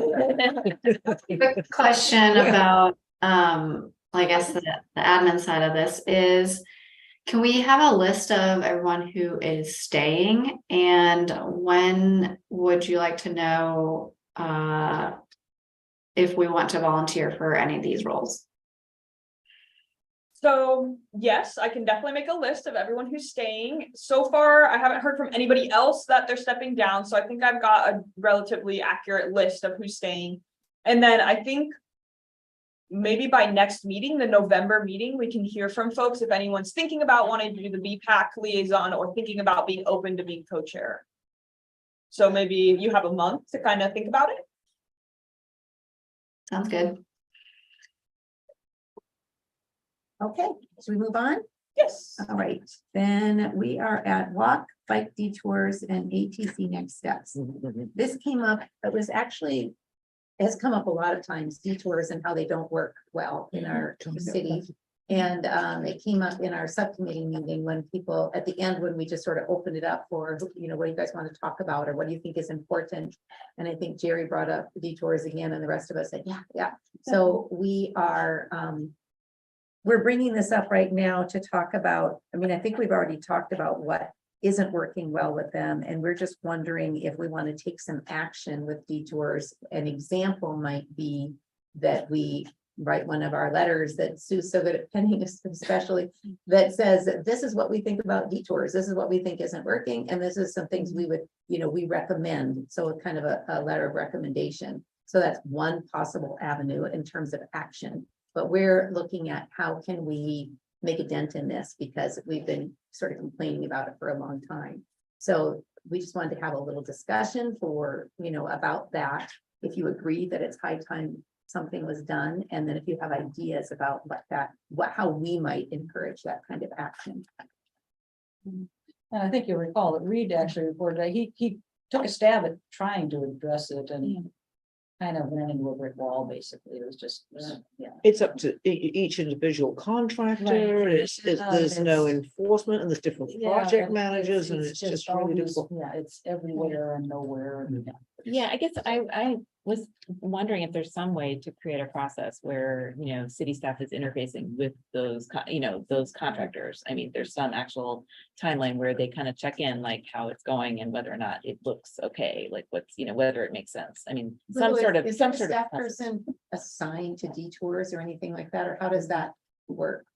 No, there's no staff person assigned to detours. It often goes through Reed, but I don't think that's really like on purpose. He's just the one who kind of has worked, just been here a long time. So he like knows the most direct avenue when we get a call about a detour that's super dangerous, and he's the one who's like, okay, who do I figure out? You know, and he tries to get it remedied.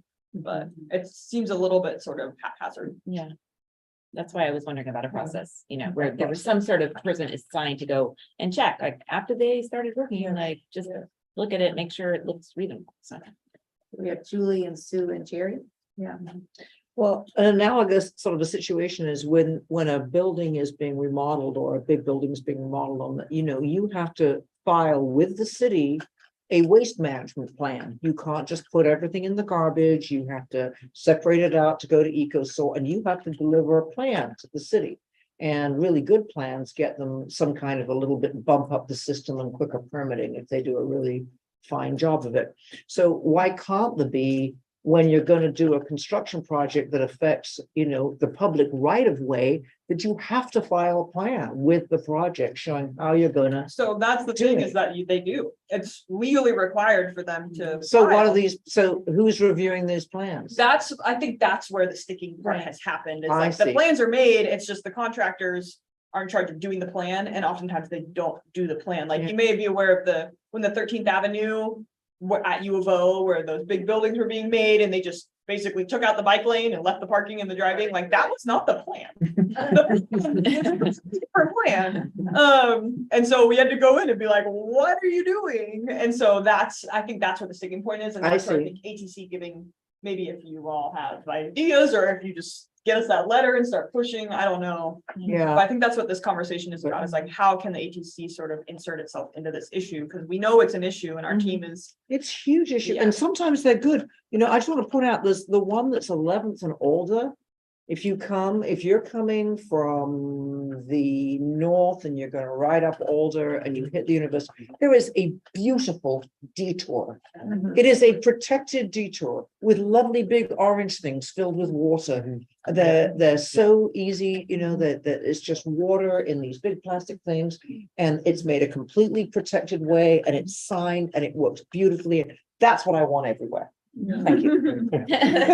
Sue. Well, I was just gonna say, I think one thing we had talked about would just be on every project that you have to have a contact, you know, who is the project Yeah. lead, contact this person, and just anecdotally, I don't know if I'm responsible for getting that one done, but I did complain to Reed. It's like, what the hell? They just tore up the whole thing, and soon, like within a week, that nice designated detour existed. And I had a similar thing down, at Amazon Parkway where they've torn up that whole intersection of 19th and Amazon. Yeah, And I looked up whose project was this, and I think it was, Katie, I think it was, yeah, it was Rachel's project, but she was out of town or something, so Katie, I think, picked it up. I think so, and I don't remember for sure, but at any rate, and then I've heard back from her that's like, yeah, I went down there and, so she actually went on site and they came up, it's still not perfect, the signage, there's no signage really, but there is a way to ride a bike through there and get to the path. So it's functional, it made a lot, so ideally, it wouldn't be the transportation planning staff that gets stuck doing that, because you've got lots of other stuff to do, and for God's sake, it's in the contract. Why do you have to be the enforcers? But somebody who is the person to contact, because, otherwise we just hear people grumbling and grumbling and grumbling, and these things like High Street, do we have to wait until the signals come in a year from now, or whenever it's, because some of them are just plain dangerous. So what about a phone number and of the Yeah, company, of the right. actual contractor? Because boy, if you had a phone number of the contractor and they start getting phone calls, then they have, then it's annoying. Yeah. It shouldn't have to be a city person. If they filed a plan and it isn't working, we should be able to call up, and we shouldn't have to, it should just be right on the detour and then a phone number, Jerry. yeah, it's along the same lines of just like some concierge, some number, like there's the iBike huge, right?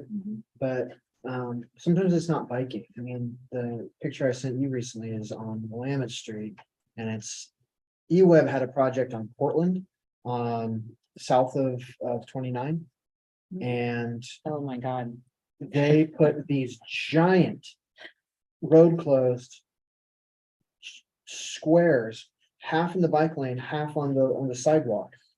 So then somebody, probably Andrea, moved the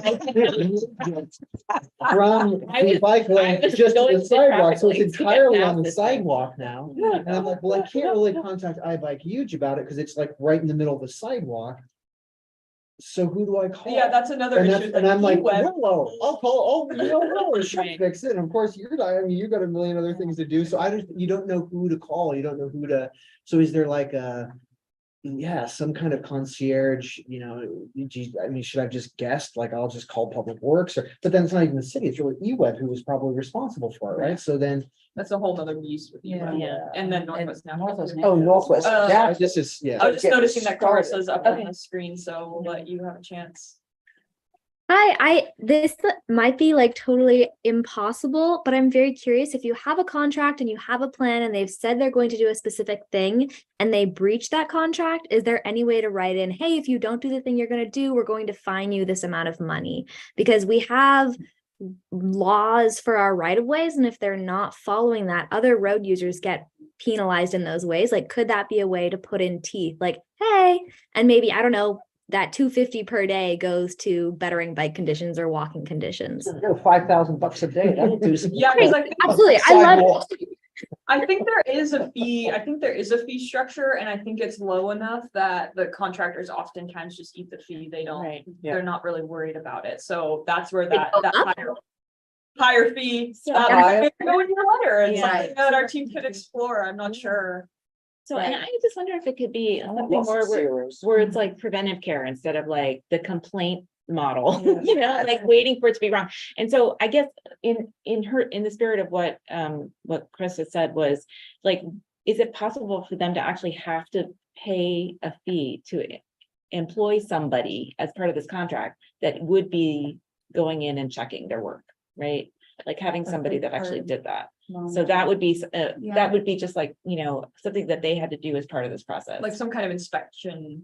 Yeah, commission or yeah. something. That'd be hard to read, but there's one person. I wonder if there are some person communities that do who- get it right in what they do. Right, I mean, it just seems like just have That would be somebody who helpful knows for the sure. standards and just like, can be paid by the contractor. They have to have somebody, that's part of their contract, right? And they have to pay for it themselves. Because they obviously haven't figured it out yet. So- Well, when they do road things, they have to pay for a road crew to, you know, stand there with the sign saying stop, go, they, you know, so there is a model Mhm. for that with things that affect the right of way. Yeah. That's on highways, so, you know, it's an ODOT thing. probably. Well, in most roads. Yeah. So any other thoughts besides maybe doing, what do you guys think of doing a letter with some of these Yeah, ideas? Is I that a think good so. thing? Yeah. Thumbs up. And does the letter carry, do you feel more weight than a motion that we would do during the meeting? Or would it be both? Well, and? usually, yeah, usually we probably be both. both and, yeah. I mean, we'll probably move to draft a letter, Yeah, and then have the letter come back and we approve it or modify it or whatever is usually what we've done, I think. yeah. So approving the letter, would that be the same as a motion? No, I was thinking two things. I was thinking we'd make the motion and we're recommending A, B, C, and Q. And then we have a letter that follows up that goes to either the appropriate public works person or it goes to Yeah. we could do it Reed that or way. something like, so yes, we could have discussion on the letter, make sure we have the right elements. And I'm wondering about making a motion too, you know, I can second it, right, or first or Uh-huh. whatever, yeah, just to give it a little more oomph. Yeah. Yeah, that might be a good process. Yeah. Well, so I'm thinking we probably need like a little task force who can meet sometime and put together a proposal. Unless somebody else has another idea for that. I'm thinking like a one-time meeting type of a thing, or one of the subcommittees could add it on to their duties is another way to approach that.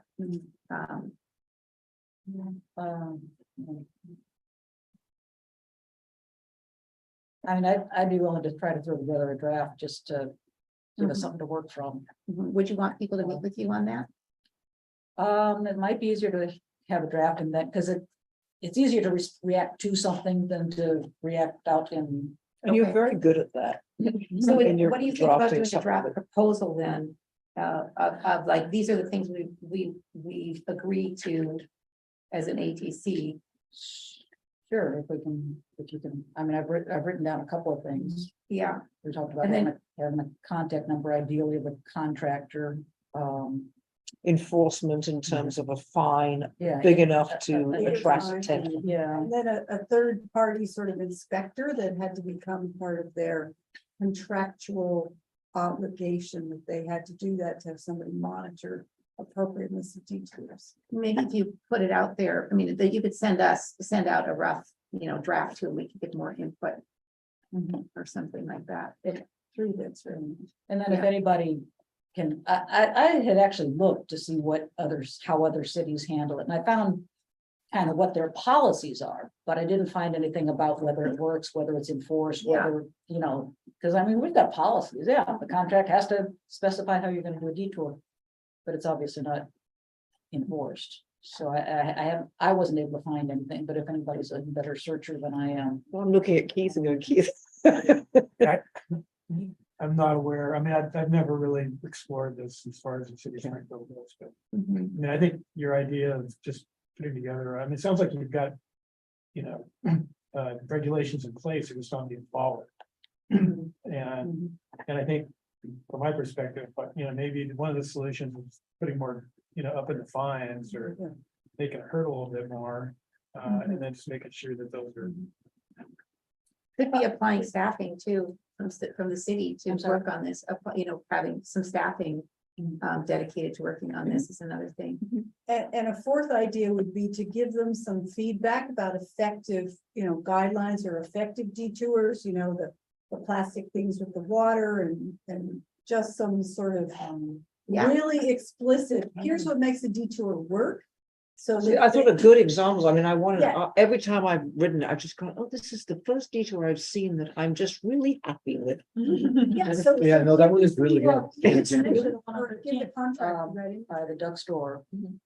And I guess really what we're asking for them is to come up with a strategy, and here are some examples. It's sort of like our sidewalk strategy. We Yeah. can't give them how to do it, but we can say, these are the things we'd like you to consider.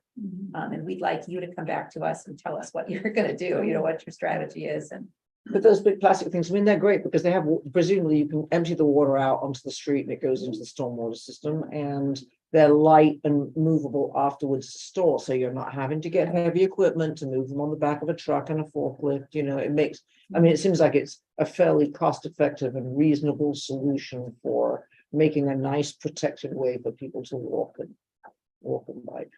Okay,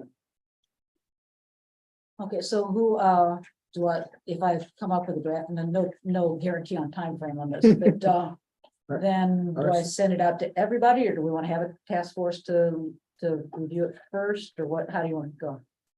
I think everybody, Everybody, Yeah. same. I think everybody's interested in it. Okay, yeah. Thank you, Sue. Yes, thank you. I've got a lot of accumulated anger about high school.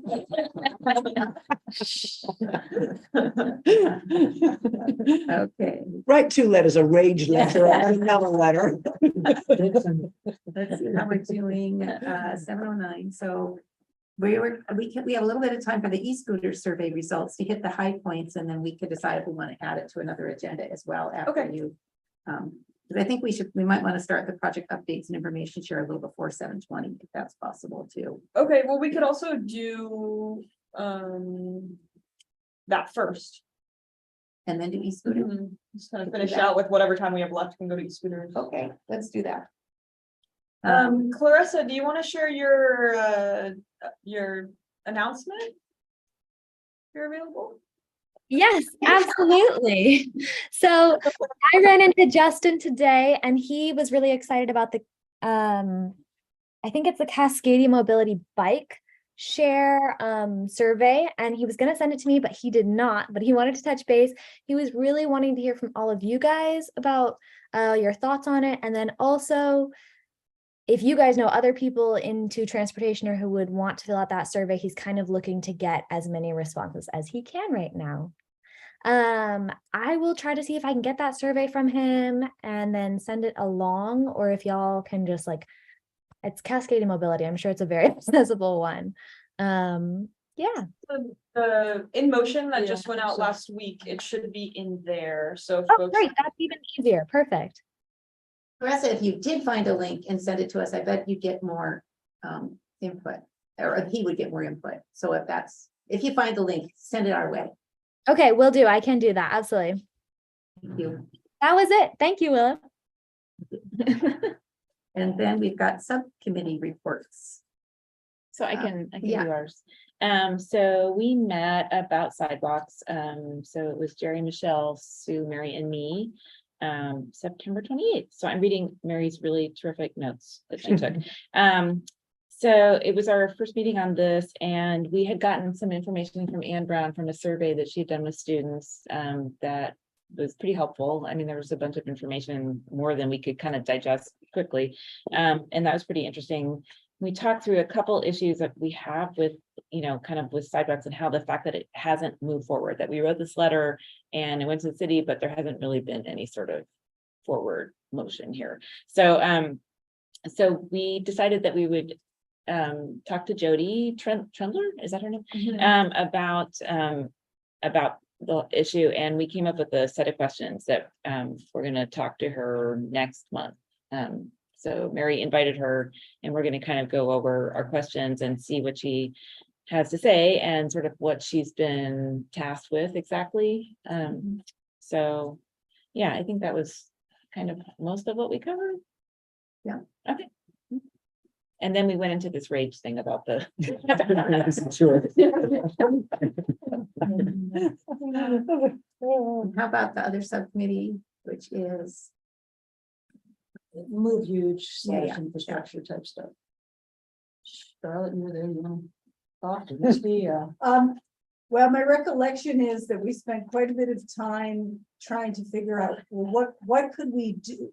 How can we actually give input that's useful, and where are we in the sort of prioritization? And we left it with, we were each gonna look at the long list, and I think Lucy had it was a 1.5-page spreadsheet of the proposed projects. And we each come up with 2 or 3 that we thought ought to be early on in the implementation, and that we would discuss that next time, and see if we have any convergence. Lucy, Misty, what else did I miss?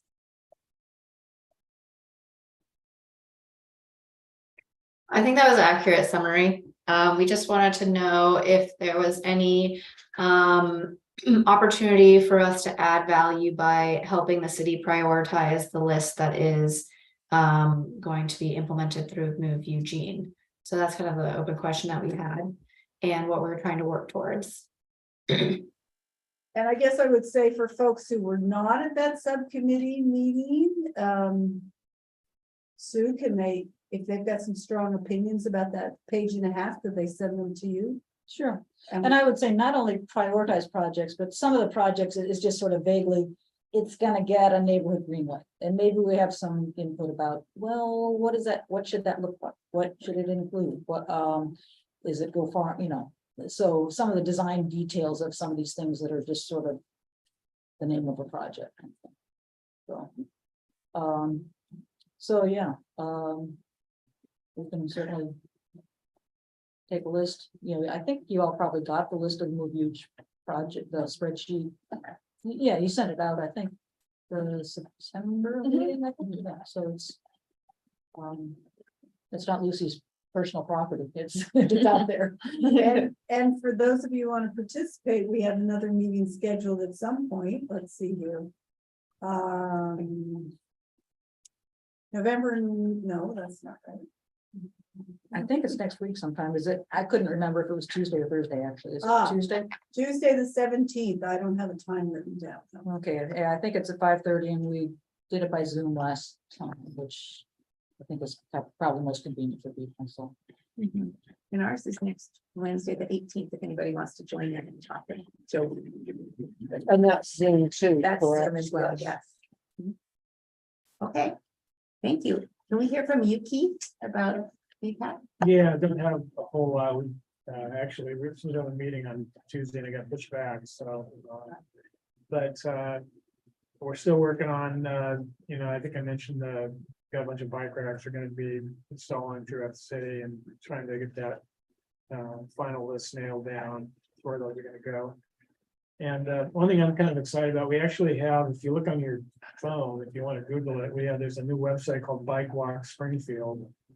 And if you look at that, we consolidated all the pedestrian, walking and bicycling information about the city of Springfield into one webpage.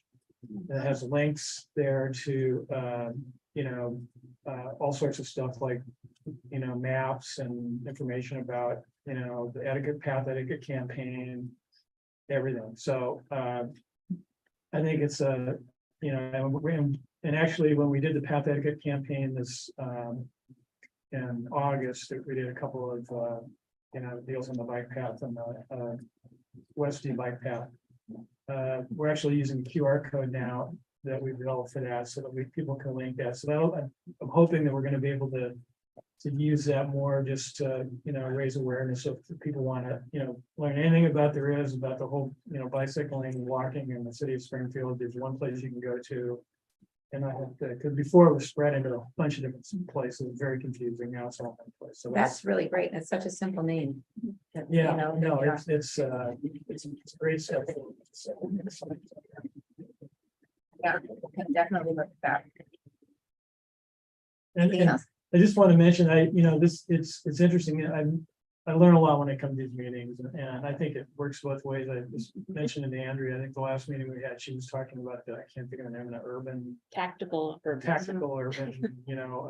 projects and actually had a side conversation with Drew about that after the meeting because he was going, we've got this money that we don't really know what to do with, and maybe that'd be something we could, look at some projects for that. So, you pick stuff up, there's some cross pollination, it's good. Yeah, that's great. Yeah, Andrea was saying she thinks it's really, really important that Yeah. she goes to your meetings, and so we really want to have a representative. And the meeting was supposed to be Tuesday, Yeah. but now it got pushed till later this month and I won't be in town. So if anybody wants to take my place, I would really encourage What it. is the new date? I think the last I saw was like the 26th. October 26th, I don't know what day that is.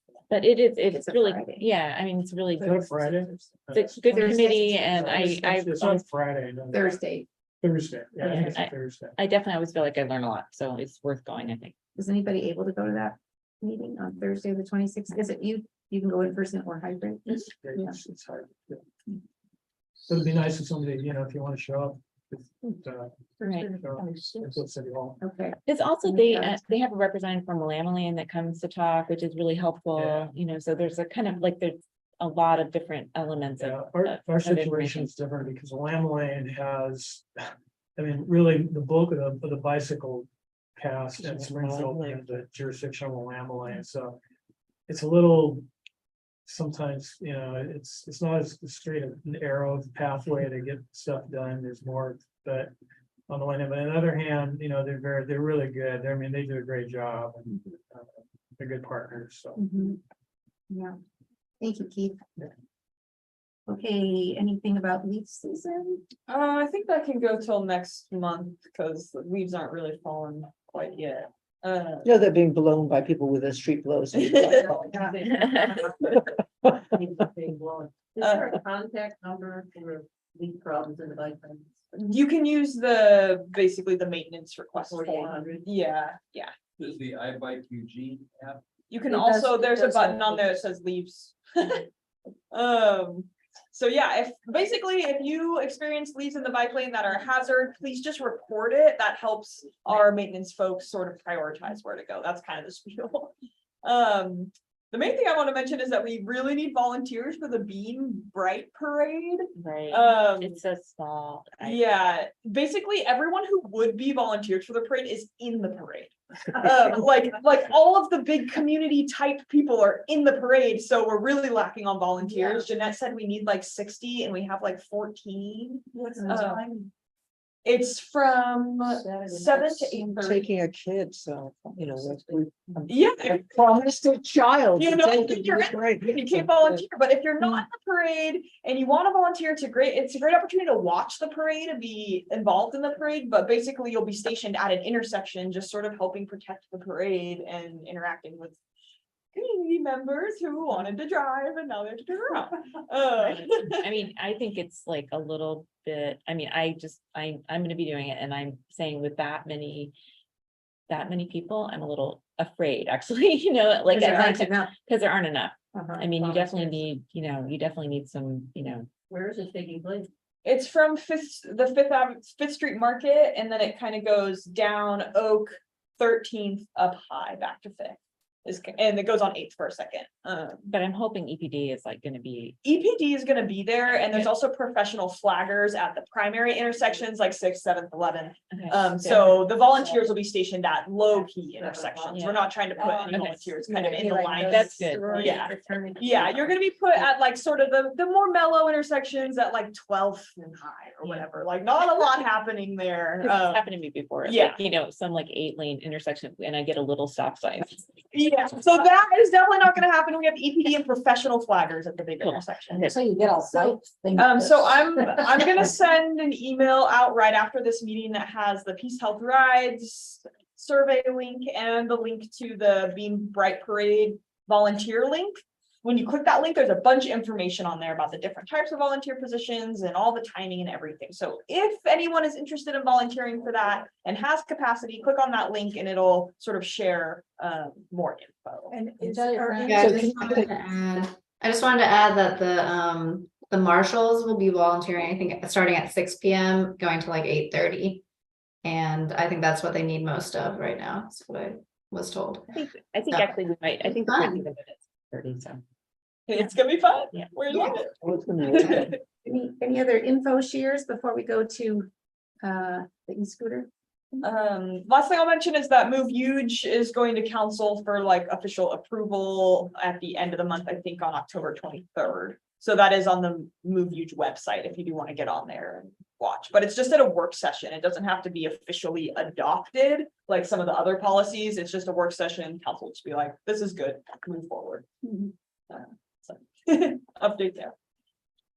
Okay, we've got a couple minutes. I know we're getting kind of antsy to be done with this meeting, but I'll just share with you basically the like big takeaways from the e-scooter survey. We had 1,160 responses, which was pretty pretty good. Thanks, Keith, for getting the lights. Actually, we're a kind of 1,100 responses for a city survey is like remarkably good, actually. So we were really excited about that. I think interestingly, the temperature check, like how do people feel about it, was a little bit more positive than we were expecting, based on like all the emails and phone calls we get. So we had like 55% of people saying they strongly support or somewhat support, and then another like 9% saying they're sort of neutral, they don't have much of an opinion on it, and then a smaller, what is that, 38% of folks saying they either somewhat opposed or strongly Hate opposed. them. So that's that. Like them. Nothing will make me like them. Yeah, so and then on the left, we've got, people who love them, people who like them, people who like them but kind of need a few changes, and then the do not have an opinion neutral also puts us into, slight majority of people who are like, these are fine, I like them, or I don't really care. And then the other half of people kind of saying, don't like them, maybe I could learn to like them if things were different, and then there's people who are like, I hate these, I will never love them. So as far as the scooter riders go, we had about 31% of people who took the survey, which I guess is kind of interesting with this. 31% of people who took the survey have ridden a scooter before. So we were thinking with 31% of people who have ridden a scooter, 31% of people are going to approve of the program. But we got 55% of people approve of the program. So that's kind of an interesting sort of like, there's some 25% of people who haven't ridden them but still approve of kind of what we're trying to do with scooters and the idea behind scooters. I don't It is fun. know. Oh, I want to see. Okay, I know we don't have very much time, but basically, why do you ride an e-scooter? Most people ride it because it's fun, convenient, and the fastest way to get where they need to go. The bottom three answers, the bottom three answers aren't as important, I don't think. It's more like the top answers that are interesting. And those were pre-written? Yeah, these are for everyone who has ridden a scooter. Oh, sorry, pre-written, Oh, those answers were. pre-written, yeah, Okay. these were options that they chose.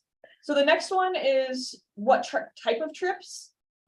These were ranked, so people moved them to the top. So the majority thought the reason, the type of trip people take are recreation or fun trips. They're like, just gonna go somewhere and have fun. Go somewhere social or have entertainment or do shopping and errands. I like that to get exercise. I can get a lot of exercise. Exactly, the bottom three answers. That's the bottom three answers to get exercise was the very bottom answer. Nobody really, everyone put that as number 8. So that's standing. I'm just a little bit of core muscle. So this is interesting. If the scooters were not available, how do you think you would have completed the trip? The first one is walk, but the second one, 185 respondents said that they would have either driven, taken a car share, or done some other kind of motor vehicle. That kind of goes with this next one, which is how often did you use these different modes before and after? So this is basically after using scooters. How much did you use these? A 40% reduction in taxi, Uber, and Lyft rides for an individual. So Wow. that is pretty notable. And then the next one is a 33% reduction for personal vehicle, car share, other motor vehicles. So people are replacing fossil fuel trips with scooters, which we weren't sure if that was going to be the case. And then the third one is passenger in a vehicle dropped off by a friend. So that's the top 3 are fossil fuel mode shares that people are replacing with scooter share. So I don't think, this is some vast discovery. Only 350-ish people have used the scooter and responded to this. So it's not a huge sample size, but it's notable findings. Where do you tend to ride? The vast majority of people ride on the streets or on our path system. About 50 folks said they ride on the sidewalk, 34 of them because that's where it feels safe for them. Chances are they've ridden a scooter in a place that doesn't have facilities, and so that's why they're using the sidewalk. And then 50 people were like, oh, I didn't know. I wasn't supposed to do that. How often do you wear helmets? The vast majority of people say never. 38%. That's not surprising. There's some rarely, we were really surprised by the 30% of people who said they always wear a helmet. So that's kind of cool. The people who said they don't, it's because they don't carry a helmet with them, which makes sense because oftentimes you're not planning to ride a scooter until you're doing it. Crashes and near crashes. So we didn't have a lot of people who say they've gotten into a crash, but we did have about 30 folks who said they have had a crash or near crash. 27 of those people said that there was no injury at all. 25% or 25 of those people said that they had a really minor sort of injury, road rash or scrapes. And then one person said they had a incident where they considered going to the hospital but did not and are fine. So I don't know if we cared that much about this, but incentives to park properly and more designated parking spaces are kind of the top choices for how to get people to park better. Do we want to keep going? I think we're at time. I have like a couple slides left. Is that something you can send out? Yeah, could you? I can send this out. I I'd don't love want to to like see it. scroll Yeah, through it because it is interesting data and it's kind of it's like kind of fun to look at. So there's like 4 slides left. So I will send this. Yeah, that'd be great. And check I responded to so many, snarky comments on, and I just, every time just wrote the same comment, I ride a bike, I get the scooter thing, but what about the cars that are parked across it's the like- driveway? I just kept saying it, it's just. I actually saw you make a comment. About those cars across the road. Thanks for inviting. Yeah, Eugene, a good place to Of course. get the pulse of the population. That's true. It's all about you guys. And it's like the bikes don't ride themselves. They're like, if they're going too fast, like, it's like, Yeah. riding it too fast. It's not the bike, But you know? it's nice to demonize a Like whole yeah. group rather than. It's like, yeah, we have people going too fast before they were e-bikes. So yeah, it's really not the bike. It's the behavior. Yeah. It's like that nobody can. I remember when Willie mentioned Because that that's supposed to,